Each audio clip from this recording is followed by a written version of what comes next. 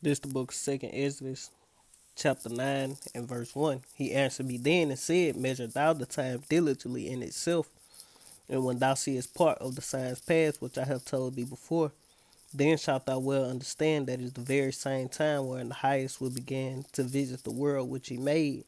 Therefore, when there shall be seen earthquakes and uproars in the world, uproars of the people in the world, then shalt thou well understand that the Most High spake of those things from the days that were before thee, even from the beginning. For like as all that is made in the world hath a beginning and an end, and the end is manifest, even so the times also of the highest have plain beginnings and wonder and powerful works and endings and effects and signs. Barakatah Yahweh, Barakatah Yahweh Shai, Barakatah Yahweh, Barakatah Yahweh Shai, Barakatah Yahweh, Barakatah Yahweh Shai, Kah Haloyim La Yahweh, Ba'ashem Yahweh Shai, Ba'ashem Rakakadash. Double honors to the apostles and the elders, the great millstone, rule well, and the great example to the younger brothers in the truth, and peace and blessings to the hopeful elect. Lord, willing this edifying, this another edition of Measure Thou the Time Diligently. And Lord, willing this edifying, we're going to get straight into it. Shalom. Well, if you think flooding along the Louisiana coast is bad now, just wait a few years. Yeah, a new study from NASA warns there could be record flooding possibly every day or two in some cities in the next decade, and you can blame it all on the moon. Let's get this. I'm just quoted in the book of Psalms where it say they inward thought is that they houses shall continue forever. Who say that this place got another decade, you know? And they inward thought this place gonna go on forever. They gonna global warm. They gonna have to just move a little up inside. No, man, this place is finna be destroyed. You ain't gotta worry about water rising. The Lord is finna destroy this place, man, with a sword destruction. A wobble in the moon could create dangerous waves for coastal communities. A NASA study found the moon's natural wobble as it orbits the Earth could create. And if the moon wobble, it's because the Lord ordained it. The ordinance of the heavens are perfect. The sun is perfect. The moon is perfect. It ain't just doing what it want to wobble out the blue. If it do that, the Lord done it. The Lord caused it to shift to cause devastation on the earth, man. You know, the moon ain't got a mind of its own. The sun ain't got a mind of its own. Everything is under the control of Yahweh Ba'ashem Yahweh Shai, man. High tides that cause widespread flooding. The moon's tilt changes over its 18.6-year cycle. That wobble, in combination with climate change and sea level rise, could significantly increase high tide flooding across the globe and here in Louisiana. It's a relatively small shift that has a relatively large impact on the tides that we see here on Earth.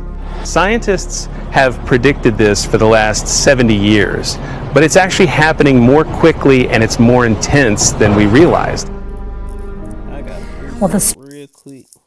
Let me find it real quick so I can look for.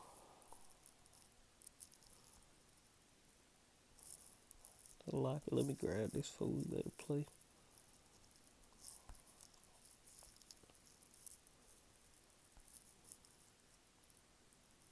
Cause this will be prevalent.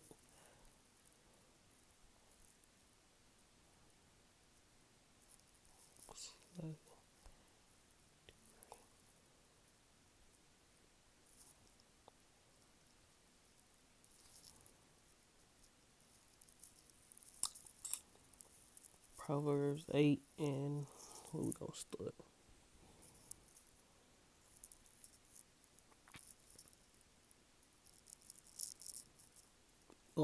Proverbs 8 and we'll just start at 23. It say, I was set up from everlasting from the beginning, or ever the earth was, when there was no depth. And if I ain't mistaken, it's talking about Yahweh Shai was with the Father before all this was created, because he is the one who created everything.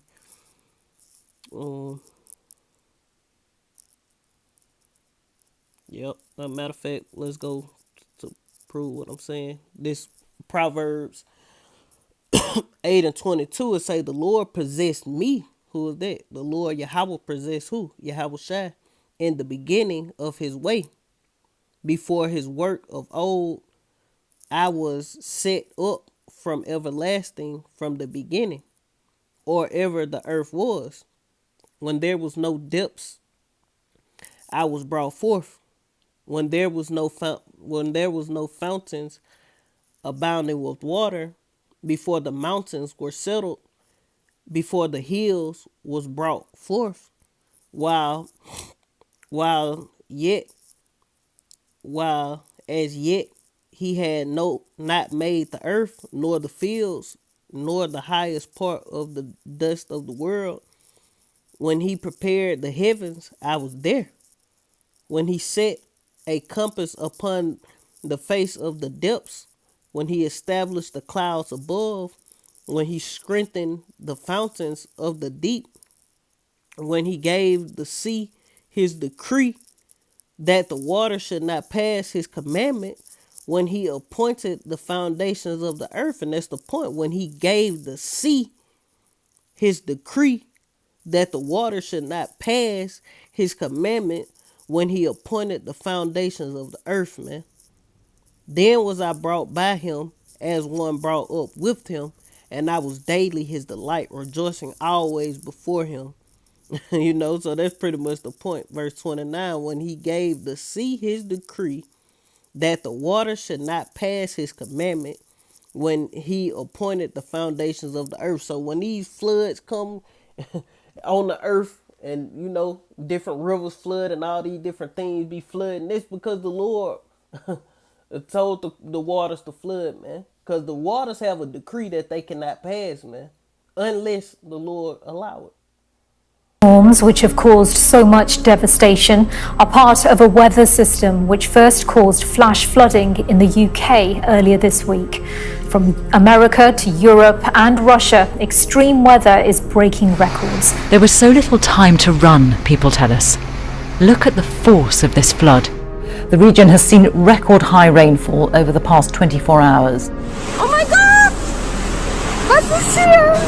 Towns and villages across Western Germany have been battered. Houses, businesses, livelihoods destroyed in a matter of hours. Thousands of people left homeless across this region. Oh my God. Heavy rain. Flash floods. Extraordinary results. Parts of the capital experienced torrential downpours yesterday. In northwest London, water cascaded from Hampstead Heath onto nearby Finchley Road. Cars were stranded under the Westway, the road which leads out of the city. These are the worst floods to hit this part of Western Germany in living memory.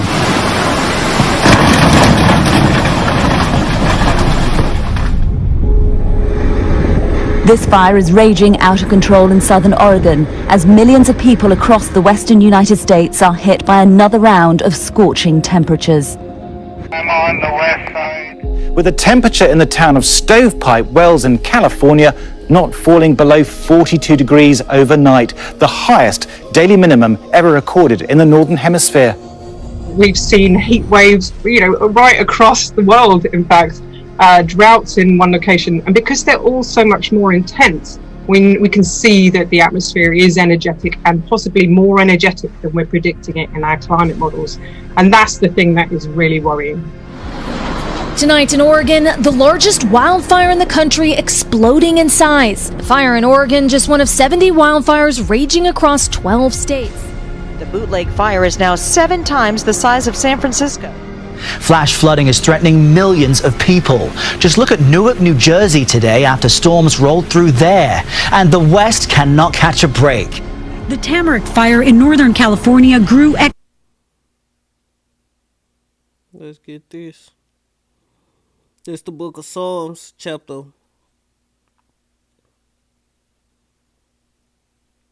148.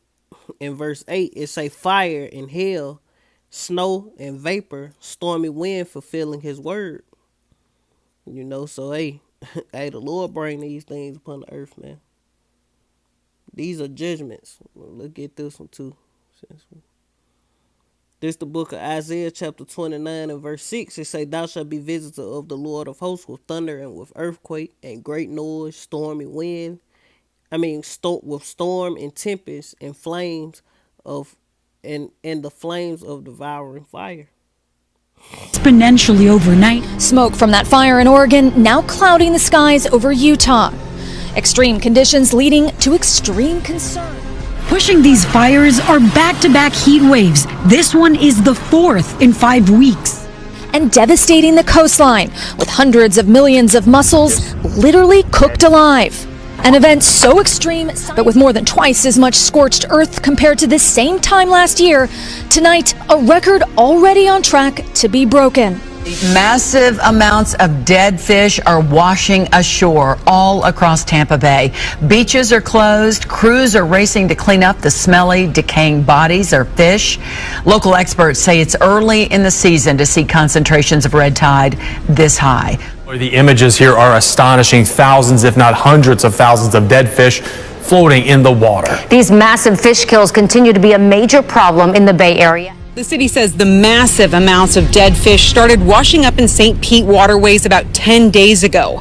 But emergency officials say in the last 24 hours, they've cleaned up more dead fish than in the past week. Dead fish littering the shorelines across Tampa Bay. I've been coming here for 10 years. I mean, this is worse. It's the worst it's ever been. Bait fish, sport fish, stingrays, even dolphins and manatees, all killed by red tide and piling up.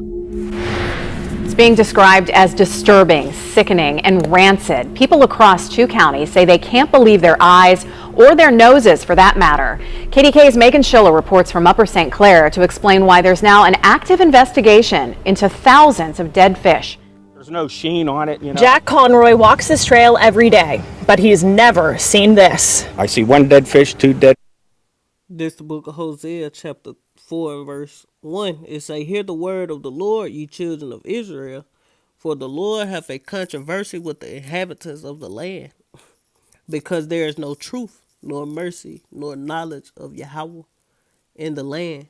By swearing and lying and killing and stealing and committing adultery, they break out, and blood toucheth blood. Therefore shall the land mourn, and everyone that dwell therein shall languish, with the beasts of the field, and with the fowls of heaven, yeah, with the fish of the sea also shall be taken away. And that's what we seeing, man, in the earth, man. And it's ramping up, man. Shit getting worse and worse every year, man. Fish, and I'm like, Then all of a sudden, there were dead fish everywhere. Just every fish in that creek was dead. Big fish, small fish. But at this point, we don't exactly know what's going on. You smell that? Andre Holmes smelled it before he saw it.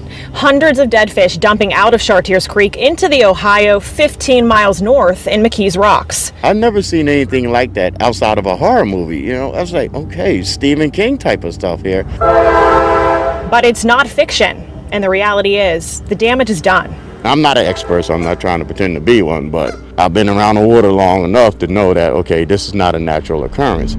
So let's just take a look at the last few weeks in North America, shall we? British Columbia is dealing with 300 forest fires with no end in sight. Las Vegas just this past weekend tied an all-time record high, 47 degrees. And Death Valley National Park, located right along the border of California and Nevada, hit 54 degrees Saturday, which was very close to setting a record for the hottest temperature ever recorded by humans. But let me help them with one simple thing. The evidence around us is indisputable. We've seen this relatively frequently in the past years. Is it getting worse as the years go on, or is that just perception? Well, it kind of seems like it is getting worse. The number of fires that we are responding to is clearly growing. Fueling a mega drought that has turned swathes of the U.S. into a tinderbox. There's a tornado right there. Oh my God, I've never seen anything like this in my life. Barrie police are calling the damage catastrophic after a tornado ripped through the region. And the region's recent heat wave has literally cooked them alive. It's never smelled like this. Never smelled like this before.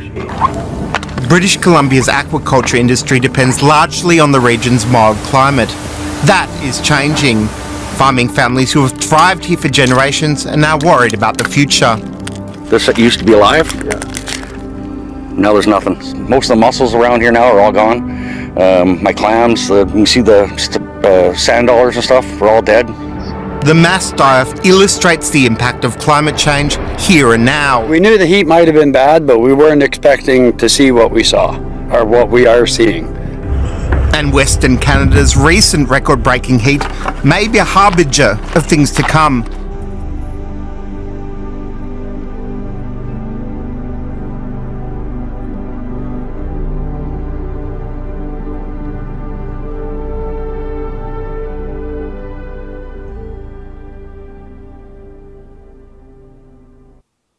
This Jeremiah chapter 10 and verse 12, it say, he have made the earth by his power. He hath established the world by his wisdom. He hath stretched out the heavens by his discretion. When he uttereth his voice, there is a multitude of waters in the heavens, and he causeth vapors to ascend from the ends of the earth. He maketh lightnings with rain, and bringeth forth the wind out of his treasure. So the Lord is the one who caused the rain, the dew, the whatever, snow. The Lord doing these things, man. If it's a drought somewhere, guess what? The Lord is causing it not to rain. Why? To fulfill his purpose. You know? Everything is according to the Lord's will. Ain't nothing happening on its own. Ain't nothing just mysteriously happening. Mother Nature and climate change. No, the Lord is sending judgments on the earth, man. He visit with signs, man. Measured out of time diligently. That's the points of the lesson. The end have plain wondrous signs, man. But that's pretty much the point. Lord willing, this will edify, and I want to end it giving all honor and glory to Yahweh. By Hashem Yahweh Shai, by Hashem Kakadash, double honors to the apostles and the elders, a great millstone rule. We have been a great example to the young brothers in the truth. Peace and blessing to the whole elect. Shalom. Kwam Yashala and the Baba. Shalom.